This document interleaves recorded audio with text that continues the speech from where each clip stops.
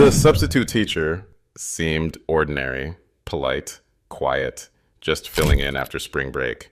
But the police dog wouldn't stop staring. Every time the man passed, the dog's ears pinned back, his posture stiffened, and then he started barking. Not just once, not out of fear, relentless, focused, like he knew something no one else did. Teachers brushed it off until the dog blocked the man from entering a hallway. And by that afternoon, the entire school was in lockdown. So what exactly did the dog sense?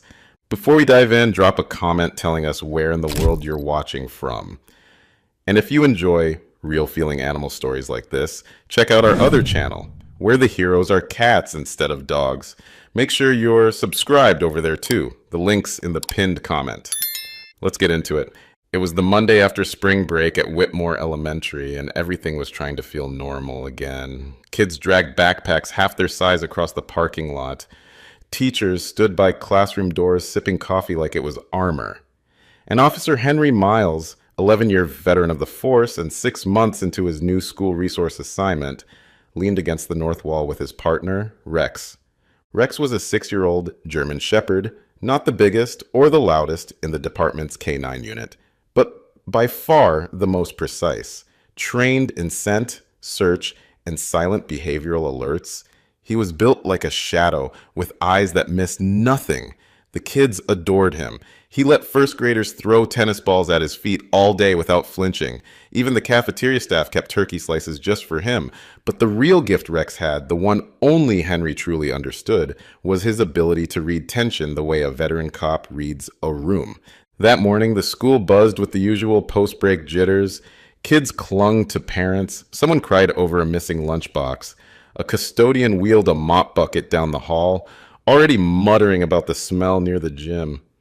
Henry did his usual sweep. Main entrance, side wings, the halls between the first and second grade pods.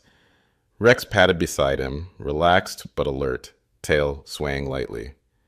At 8:12 a.m., Henry stepped into the second grade wing and saw a new face standing at room 204's doorway.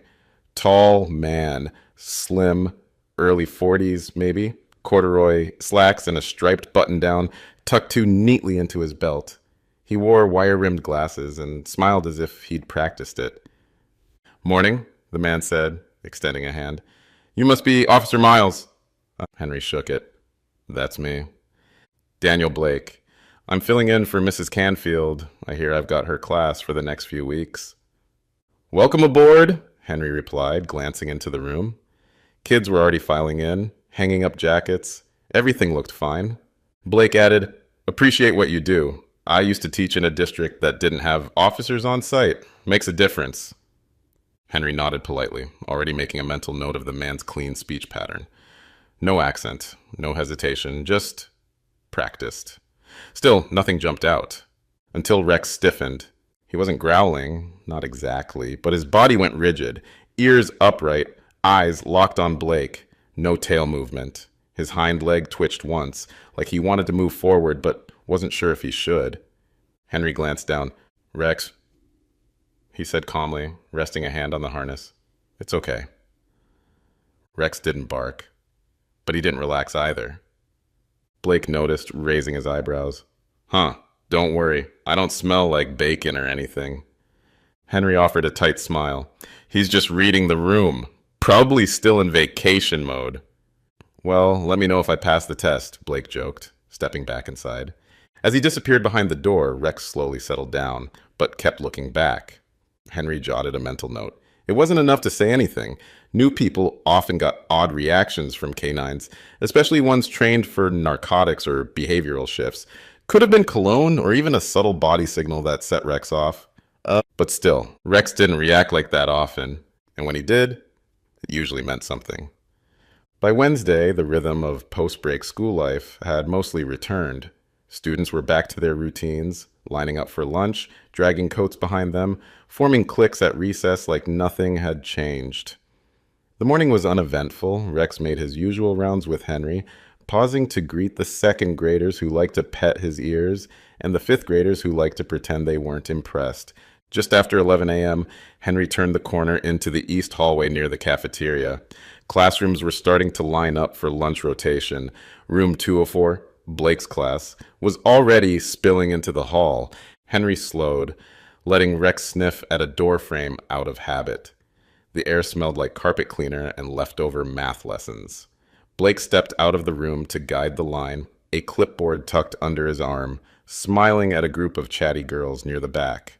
Then it happened. Rex barked. Not a random woof or a sharp response to a sudden noise. This was pointed, sudden, loud, one bark, then another, the kind that turned heads. Every child froze. Blake stiffened mid-step, his eyes darted to Rex, then to Henry. "Whoa," he said, raising both hands in mock surrender. "That aimed at me?" Henry stepped forward, immediately reaching down to steady Rex's harness. Like, "Easy, Rex, easy." Rex stood tense, front paw slightly forward, chest puffed. His tail was low but rigid. He wasn't growling, but his hackles had risen just enough to notice. He stared directly at Blake, not blinking, not flinching. Henry gave the leash a gentle tug. "Down." Rex obeyed slowly, but his eyes didn't move. "Sorry about that," Henry said, managing a calm smile. "He's not usually vocal indoors. Might have picked up something weird." Blake gave a half laugh. "Maybe I stepped in something, or maybe he doesn't like substitute teachers." A few kids chuckled. The line started moving again. But Henry didn't laugh. He kept one hand resting lightly on Rex's shoulder as they stepped aside to let the class pass. Blake gave a polite nod, then followed his students down the hall toward the cafeteria. Rex's head turned to track him the entire time. Once the hallway cleared, Henry crouched beside his partner. "What was that?" he asked quietly. Rex didn't answer, of course, but his posture was still alert, not relaxed. His ears remained high. His breathing hadn't slowed. Henry tapped the radio clipped to his shoulder. "Control, this is Unit 12. No action needed, just logging an alert. K9 displayed vocal response in hallway 2 near room 204. Subject of attention was Mr. Daniel Blake. Substitute, no physical threat. Behavior logged for review." "Copy that, Unit 12.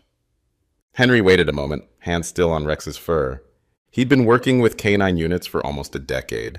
Dogs barked, yes, but not Rex. Not like this, especially not inside a calm hallway, mid-lunch rotation, with no weapons, no threat, and no noise cues. Rex was trained for restraint. His alerts were typically silent. A lean, a posture shift, a quick glance. A bark was serious. Still, it wasn't enough to accuse anyone of anything. No policy had been broken. Blake hadn't done anything suspicious on paper. The children were fine. The camera footage would show nothing but a dog barking and a startled teacher. But Henry knew what he felt. He glanced at Rex again. The dog was sitting now, tail curled neatly around one side. But his eyes were still locked on the corner where Blake had gone. Henry exhaled slowly. One bark wasn't a report, but it was enough to watch more closely. By Friday morning, the pattern was undeniable.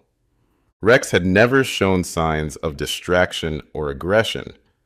Not in 5 years of service, and certainly not in a school setting. But something about Mr. Blake triggered a switch. Every time the substitute teacher appeared within 20 feet, Rex's posture changed. His ears would angle forward. His body would stiffen. His breathing would go shallow. Twice more that week, Rex barked. Always when Blake passed by, and always when he wasn't doing anything wrong. The other teachers noticed. The students noticed. The principal noticed. At the weekly staff debrief, Principal Joy McLaren leaned on the corner of Henry's desk, arms folded. She'd been a teacher herself for 20 years and rarely looked rattled. "So," she said, "is Rex okay?" Henry glanced down at the dog who lay at his feet, gnawing calmly on a treat-stuffed chew toy. "He's fine," Henry said. "Vitals are good. No behavioral flags in other situations. Only around Blake." Joy raised a brow. "You think it's a scent thing? Cologne? Dog allergy?" "I've already checked his triggers. No recent changes in detergents or environmental cues. He hasn't reacted this way to anyone else. Only Blake." Joy hesitated, then spoke plainly. "You're not saying the new sub's a threat?" Henry shrugged. "I'm saying Rex thinks something's off." Background check was clean. I know. Classroom reports are all positive. I know that too. Joy blew out a breath. What do you want me to do? Pull him for making friends with kids and wearing too much aftershave? No, Henry said. I'd like to shadow the classroom during dismissal for a few days. Just observe. Make it look like a K-9 training block. See if Rex continues. She tilted her head, thinking, You're serious. Dead serious? She studied him, then gave a tight nod. 2 days. You get 2 days. Don't spook anyone. Wouldn't dream of it. That afternoon, Henry took position just inside the second grade wing as the final bell rang. Rex sat beside him, leash slack, eyes forward. Students trickled out one by one. Some waved. A few stopped to say hi to Rex. Most ran past, eager for the weekend. Then Blake's class exited, and Rex stood up, not in a slow, lazy stretch, not to greet a student. He just stood, rigid, watchful, his eyes locked on Blake, who was helping a girl adjust her backpack straps by the door. Henry narrowed his gaze. Blake knelt down to speak to the girl. Lila, he remembered. Quiet, tiny. Often hugged her books to her chest. She didn't respond much in the hallways. Blake placed a hand lightly on her shoulder. And Rex growled. Not loud, not disruptive, just enough for Henry to hear. Rex's entire body tensed, not in fear, not in confusion, in warning. Henry didn't speak, just watched. Blake stood up, looked over at him with that same easy smile. They love this guy, huh? Kids seem to, Henry said, managing a neutral tone. Lila looked briefly at Henry, then back at her shoes. She didn't speak, didn't smile, just hurried away when the dismissal supervisor called her name. By the time the weekend arrived, the pattern had grown clearer. Rex didn't react to other staff, not even staff he hadn't met before. But every time Blake walked past, or worse, knelt near a child, Rex's body language turned to full alert. Henry stayed late that Friday, clicking through surveillance footage. Just hallway cams, nothing invasive. But the angles didn't lie. 3 times in 1 week, Blake had placed his hand gently on the same student's back, Lila, always when no other adults were within earshot. Each time she flinched, slightly, but enough. Henry wrote a report, not accusing, just logging observations. He added that the dog's repeated alerts, though unusual, were consistent. He signed it, time-stamped it, and forwarded it to the school counselor's encrypted inbox. He didn't sleep well that night, not because of what he knew, but because of what Rex wouldn't let him ignore. It was Monday morning when Henry noticed the shift. The air felt too still for spring. No chatter in the halls. No bounce in the kids' footsteps. Rex seemed tense. From the moment he exited the cruiser, nose low, ears flicking at each passing voice like he was filtering the sounds for something more important. During mid-morning recess, Henry took his usual walk along the Eastfield perimeter, while Rex trotted beside him, sniffing patches of grass, tail relaxed. The children were scattered in little clusters, some on swings, some chasing each other, some crouched over the chalk drawings along the blacktop. Then Rex stopped walking. Henry turned and saw him beelining toward the far end of the fence line, near the big tree where the shade made a pocket of quiet. There, sitting on her knees in the dirt, was Lila. She wasn't drawing, wasn't talking, just sitting, shoulders slightly curled, watching the mulch shift through her fingers. Rex slowed as he approached, then sat directly in front of her. Lila didn't look up, but her hand reached forward automatically, resting on his head like she'd done it 1,000 times. Henry stood several feet away, watching. Rex looked over his shoulder at him, once, sharply, then turned his head back toward Lila. His nose nudged her wrist. Then he looked back again. It wasn't a trick. It wasn't training. It was communication. Henry stepped forward, crouching beside them. "Hey, Lila," he said softly. "How's your morning?" She shrugged. Rex stayed perfectly still beneath her hand. His body was calm, but his eyes kept glancing at her face like he was waiting for something. "You doing okay in class?" Henry asked. "I know having a new teacher can be a little weird." Another shrug. Henry kept his voice light. Mr. Blake being nice to you? Lila paused, then nodded, but something in it was wrong. Too quick, too mechanical. She still hadn't looked at Henry.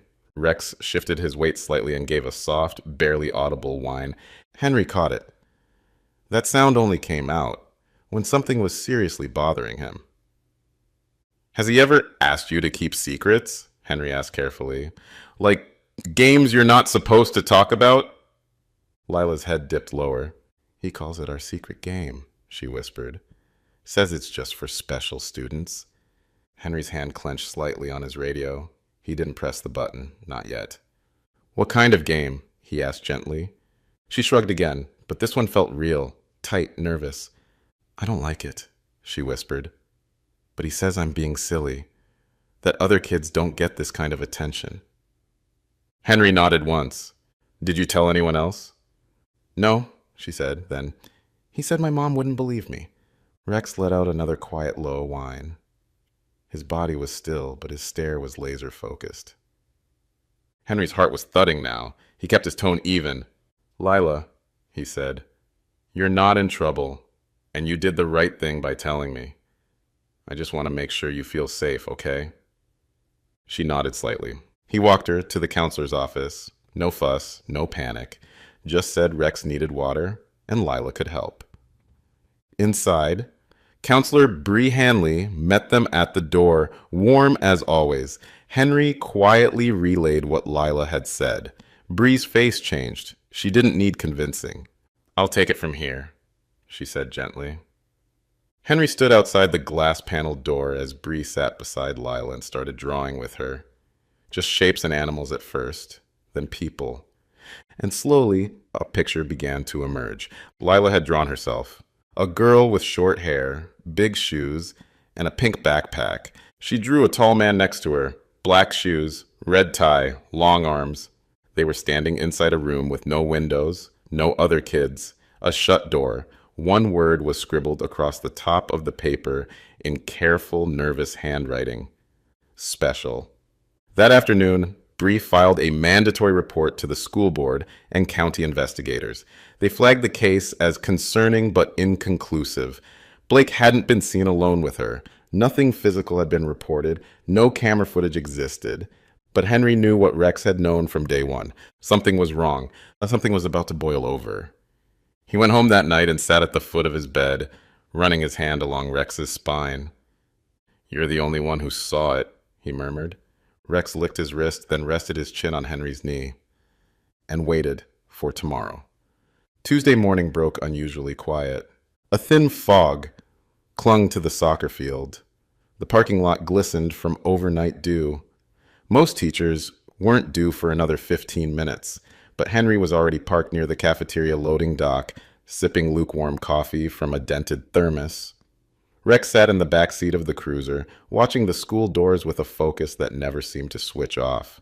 The school camera monitors were visible through Henry's tablet, part of his routine morning check. One of them blinked unexpectedly. Hallway 2C, movement detected. Henry tapped the feed. The timestamp read 6:32 a.m. Too early. He squinted at the grainy image. A single figure walked past the science lab doors. Head slightly down, bag slung awkwardly over one shoulder. Tall, jacketed, no staff badge visible. The camera caught only a side profile as the figure moved toward the kindergarten wing. Henry leaned forward. That wasn't a janitor. He radioed in softly. Unit 3, got early motion inside the east wing. Looks like an adult male. No ID. Investigating. Then he slid out of the cruiser, clicked Rex's leash onto his collar, and gave a quick hand signal. Rex stepped out, body alert, not tense yet, but watching. They entered through the northeast access door. The lights inside were dim, on early eco mode. The corridors echoed faintly underfoot. Henry kept his steps even, measured. Rex walked beside him like a shadow. Halfway down the kindergarten hall, Rex slowed, then froze, ears up, body rigid. He growled. Not a warning growl, not the low, anxious one Henry had heard before. This one had weight. Then came the bark, sharp, repeated. Bark, bark, bark. Like an alarm bell. Henry turned the corner and saw him, Mr. Blake, standing just outside classroom 1B, the door slightly ajar. His hand was in his bag, and he was crouching slightly like he'd been trying to work the lock. "Blake!" Henry shouted. "Step away from the door, now!" Blake jerked upright, startled. Rex surged forward, stopping just short of lunging, body between Blake and the classroom door, barking nonstop. Henry raised his hand. "Keep your hands where I can see them." Blake's face went pale, but he obeyed. "Drop the bag," Henry commanded. Blake let it slide from his hand. It hit the floor with a soft thud. Henry kicked it away with his foot. "Turn around, hands behind your back." The bark in his voice wasn't up for debate. Blake hesitated for half a second. Rex snarled, a pure vibrating sound from deep in his chest, echoing through the silent hallway. That did it. Blake complied. Henry cuffed him swiftly, radioing dispatch as he did. "This is Officer Miles at Whitmore. We have a staff member attempting unauthorized access near kindergarten wing. Subject is detained. Initiating soft lockdown protocol." By the time the words left his mouth, the school's internal system was already activating. Automatic announcements began. "Attention staff, please initiate your designated lockdown protocol. This is not a drill." Doors shut. Classrooms locked. Teachers ushered students under desks with quiet urgency. Rex remained fixed in position, staring at Blake as if waiting for him to twitch. A second officer, Rodriguez from County, arrived 2 minutes later to assist. Together, they led Blake to the front office where he was secured in a holding room.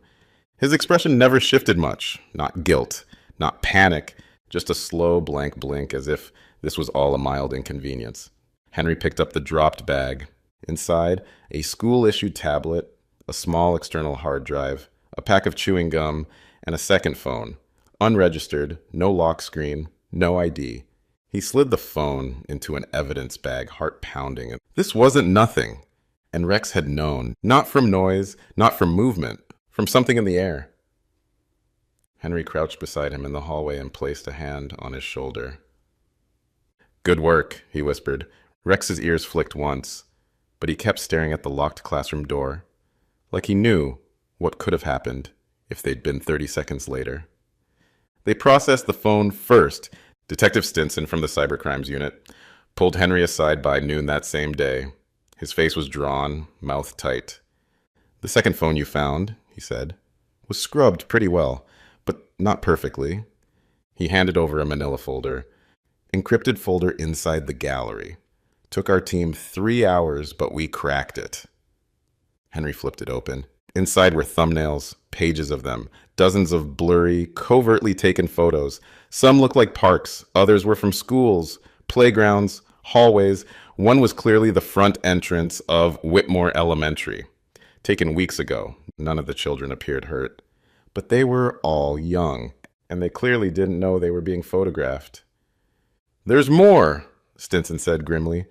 "Metadata shows the oldest file is from 2 years ago. Different states. He's been moving. Fast."